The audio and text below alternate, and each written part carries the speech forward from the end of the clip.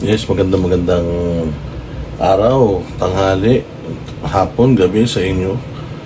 At ito na naman po tayo, meron na naman po tayong bagong upload. At napakaganda po nitong ating upload dahil makakapanayan po natin si Congressman Ungab at hihingan po natin siya ng mga kanyang komento patungkol sa mga issues na nagaganap ngayon, especially dito sa issue ng BICAM report, yung mga blanco sa BICAM report, sa GAA, of course, yung mga comments ng iba't ibang mga congressman at senador na hindi nagtutugma-tugma. Makakausap po natin siya at syempre hihingan din po natin siya ng update patungkol doon sa kanilang pagsasampa ng kaso sa Supreme Court, and hihingan na rin natin siya ng opinion patungkol sa Maisog anniversary, kasi alam naman po natin na 1 taon na po ang Maisog simula noong unang ganapin ito sa Davao City, kung saan si PRD ay napakaraming mga revelations at diyan nagsimula ang mga unang pagkilos para ilahad ang mga saloobin ng masang Pilipino. So ito mga bossing, tunghayan natin, panoorin natin at intindihin po natin ng maigi yung mga sagot ni Congressman Ungab sa mga issues ng budget at malalaman natin kung ito bang mga ganitong mga kaganapan ay nangyari during yung previous administration. We're talking about administration ni Pinoy and administration ni Pangulong Duterte. Magandang gabi po, Congressman Ungab. Maraming salamat po una sa lahat sa mga exposés ninyo at talaga namang malaki ang naitutulong nito sa ating bayan ngayon. Alam niyo naman po, noong una po kayong nagsalita kasama po ni PRD ay nag-react po ang Malacanang. At sinabi po ng Malacanang na kayo daw po ay nagsisinungaling, attorney. So, ano po ang masasabi ninyo doon na ngayon lumalabas na sa mga interviews ng mga congressman na iba-iba po yung kanilang panig, pero just recently po si Congressman Kimbo ay umamin na po sa wakas patungkol po diyan sa mga blankong items sa BICAM. Good evening. Actually, let's first address yung comments ni E.S. Bersamin, no? Mataas naman ang respeto natin sa kanya, naging Chief Justice yan. At saka, pero I think everybody knows, especially yung mga who were listening to that first podcast natin sa Basta Dabawenyo. Now, we were very clear that what we mentioned there was blank items in the BICAM report. We never mentioned blank items in the GAA. So, klaro yun. So, we even made a rejoinder na what we said was blank items in the BICAM report. And we can prove it kasi before nag-ratification, lahat ng members, more than 300 members of the House and 24 senators receive a copy in their emails. At saka yung email ko, nung nabuksan ko, December 11 yung date ng email, although late ko na nakita.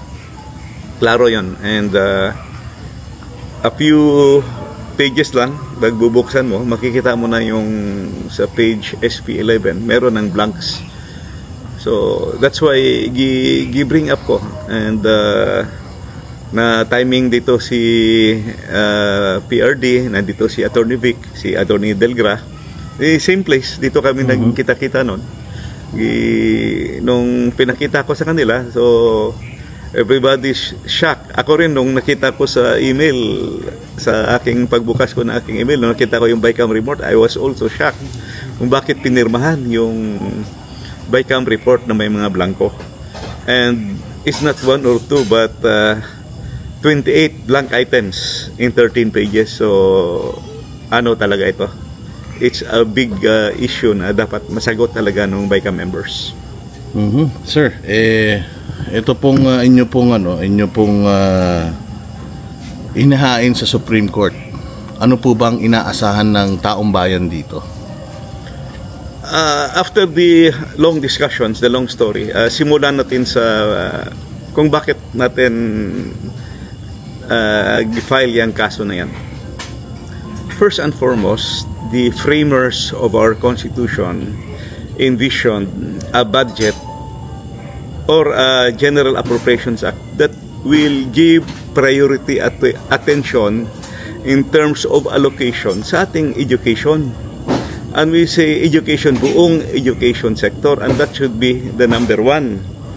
And hindi lang framers of our Constitution, I think it is but proper and fitting for each one of us na dapat education talaga tayo mag-concentrate because we are not born equal. May mga anak ng mayaman, may mga anak ng may mga pobre, lalo na dito sa amin sa Mindanao, maraming mga anong tawag naman yan, isang kahig, isang tuka, no? The only chance for us to get an equalizer is through education. Wala nang iba eh. So mag-aral na mabuti, katapos, and through education, we might be able to learn how to improve our lives, improve our economic status. So it is only through education na pwede maging equalizer. And aside from that, on the overall development, socio-economic development ng ating bayan, that is, I would say, that is the only way we can make ourselves, the Filipinos, highly competitive or globally competitive. Kung educated yung ating mga kababayan, we will have an educated and healthy society. We can compete with the other countries in the world. So, na-shock ako dahil na-overtake ang budget ng education sector, na-overtake ng public works ng DPWH. So kung ikaw ay isang taong may malasakit sa iyong bansa, may malasakit sa iyong bayan, well, I did not say that infra is not needed. Yes, it is needed, but yung infra mo dapat nagfa-follow sa ating economic development plan, kasi meron tayong economic development plan eh. Yung infra na nasa economic development plan, yun yung nasa regular program ng DPWH kasi approve ng NEDA yun, approve ng DBCC, approve yun ng infra committee doon sa NEDA. Yung mga insertions, katulad nung nangyari sa budget, 288 billion insertions of infrastructure at nilampasan yung education sector, that is not anymore in accordance with the economic development plan. Ang nangyari niyan, that is already a kind of yung gusto ng miyembro nung BICAM panel na nagsingit, pet projects nila. Nung araw, ang tawag niyan, pork barrel, pet projects, siningit, ang infra. Ang problema, nakalimutan nila na naglampas na sila at na-overtake nila yung education sector. And it's very clear in our Constitution na number one priority, which we all must agree. Kung ikaw ay isang congressman o senador, bear that in mind, number one. Huwag kang maglampas sa nakasaad sa ating saligang batas. The Constitution says give priority to education. Now, when you approve the BICAM and you have overtaken, sabi ko, you have overtaken the budget of the education sector, nalampasan ng infrastructure, something is wrong. So, nag-research na talaga ako. So, haba-haba ng aking research, may part 1, may part 2, may part 3 ako sa aking research. Klaro yun, kasi yung President's message sa budget, siya nasabi niya na 977 billion, number 1, yung budget ng education sector, 977 billion. Tapos yung number 2 is the budget of the DPWH, which is 900 billion. Then pagdating sa BICAM, binawasan ng 31 billion education sector. Tapos dinagdagan ng 288 billion ang budget ng DPWH. So, simple arithmetic, simple mathematics, nahabol talaga. So, yun, pinag-aaralan ko. And while I was studying, nakita ko na yung mga black items. So, after discussing this with the lawyers, and alam naman natin that these are not mere typographical errors. Blanco 28 blank items. Hindi mo pwedeng basta-bastang ma-disregard yan at sabihin blanco. No, it's not. May mali talaga. Highly questionable at pinirmahan At hindi lang pinirmahan, ratified ng dalawang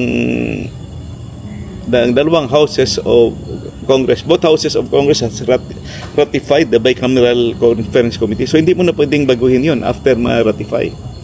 So yun na nga ang question, kung bakit pagdating doon sa GAA, kompleto na. Ang aming tinatanong ay bakit sa Bicam report. So we found that a very highly questionable issue. Kaya we had the lawyers study it and made the legal research. Ano ang mga existing mga jurisprudence, legal basis. So we all decided na dapat magpasa na talaga at isampa na ito sa Supreme Court. Dahil that's the only recourse.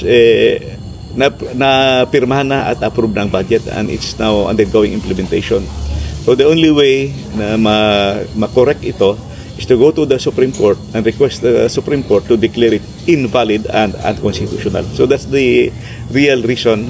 Yan ang pinaka-reason at pinaka-background kung bakit kami nag-file. Well, Congressman Ungab, kayo po ay nagsilbi bilang dating appropriations chair o chairman noong panahon ni Pinoy at ni PRD. Noon po bang mga panahon na yon nangyayari po ito or nangyari na po itong mga blankong mga items na ito? Never na nangyari. Meron nga yung isang secretary ba yun, Yusek o ASEC ng DBM nagsasabi na normal daw yun na left blank. No, it never happened kasi naging chairman ako twice ng appropriation chairman at saka appropriations committee at saka naging vice chairman din ako. It never happened kasi nagbabasan man ako ng Bicam report. At saka china-challenge ko nga siya mag-present ka ng isang bicameral committee conference report na merong blanco. I doubt kung makaproduce kayo. Assuming nakaligtaan, siguro 1 or 2, but when you say nakaligtaan 28 blank items, hindi pwede yan.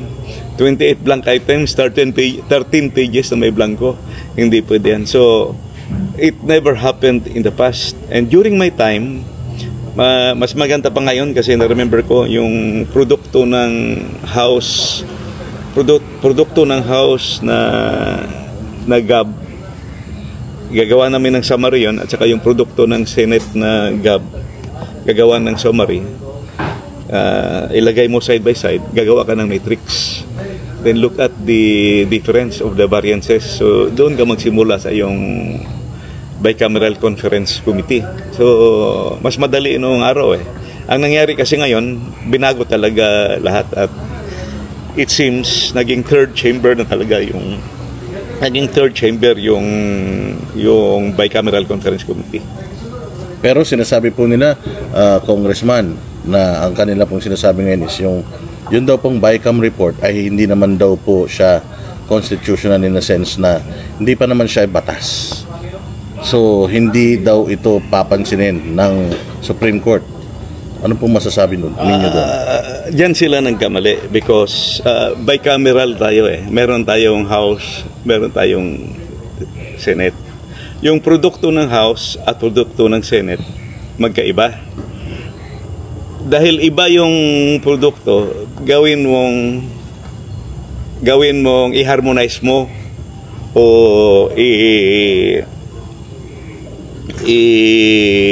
kuhan mo. Mag-uupo sila para mag-agree, i-reconcile yung difference. So, for it to be reconciled, kailangan mo ng bicameral conference committee at panag-agree na gagawa ka na ng report, bicameral conference committee report. Saan ka kukuha ng basis para sa GAA mo kung wala kang bicameral conference committee report? So, you cannot jump. Basis for your enrolled bill is the bicameral conference committee report. So you cannot disregard the bicameral conference committee report. You cannot belittle it because whatever figures are in that reconciled bicameral conference committee report, yun dapat ang lalabas sa yung enrolled bill ng General Appropriations Act.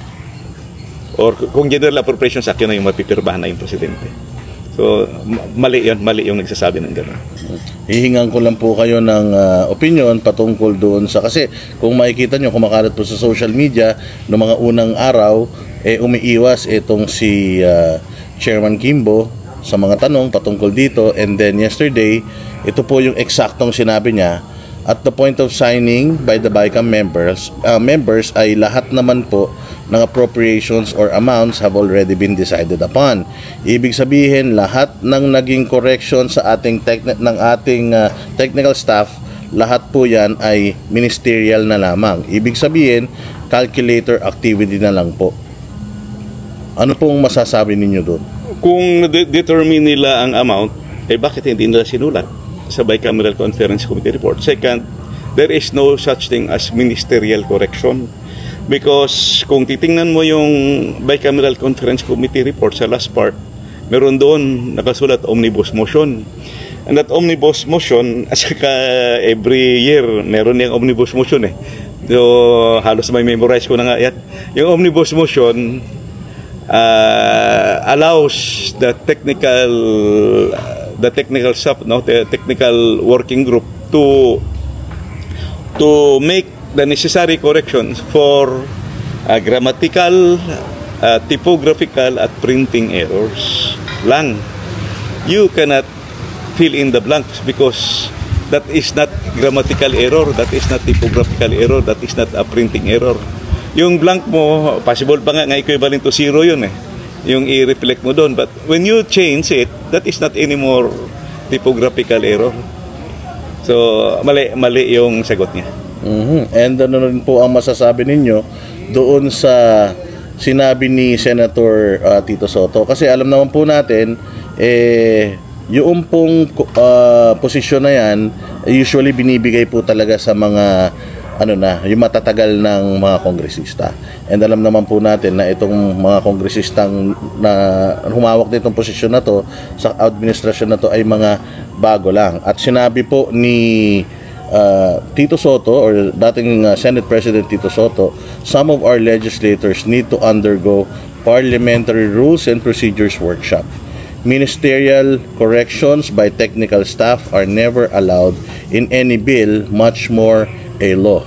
You bring it back to the plenary. Ano pong masasabi niyo? Tama, correct. Experience na at saka nag-aaral yan si Senator Sotto. Yung maalala ko, yung halos magkasabayan sila ni Senator Ping na nag-aaral sa budget. Yung sinabi ni Senator Sotto, tama yun. Pag may mali ka doon sa bicameral conference committee report, you can only correct it by bringing it back again to the plenary. Ito problema, inapprove na nila at pinirmahan na at na-ratify na. So you cannot bring it back anymore to the plenary kasi napirmahan na ng presidente. At the budget is already undergoing implementation. So tama yun. Nung araw, bago ka maging chairman, dapat vice chairman ka, working vice chairman ka talaga matagal. So, at saka may mga seminars yan noong araw, yung mga congressman at senators. So, tama yung sinasabi ni Senator Sotto, mag-seminar muna kayo. Isa pa po, ito pong sagot ng Malacanang, sila po yung kauna-una sumagot doon sa inyo pong inilabas ni Pangulong Duterte nung kayo po ay nag-podcast. Ano po kaya sa tingin ninyo, bakit sila nag-react ng mali doon sa maganda naman sanang adhikain ninyo? And isa pang tanong is, do you think na morally dapat ang Malacanang nanghihingi or humihingi ng paliwanag dito sa mga issues na ito? Actually, in any agency, lalo na yung executive department, you have a lot of technical consultants, at saka ang dami mong kabinete dyan, may economic team ka. So the economic team, particularly the DBM, should have briefed, dapat i-briefing yung president at saka executive secretary na ito yung issue, kasi mali talaga yung statement because what we were referring to clearly and unequivocally, yung sinabi namin blank items in the BICAM report. We never mentioned about GAA. So kaya lumaki tuloy yung issue kasi mali yung sagot. And final question na lang po. Alam natin medyo busy si Congressman Ungab. Do you think you deserve an apology for itong mga politiko na ito na tinatawag kayong mga fake news peddlers at kayo daw ay sinungaling? And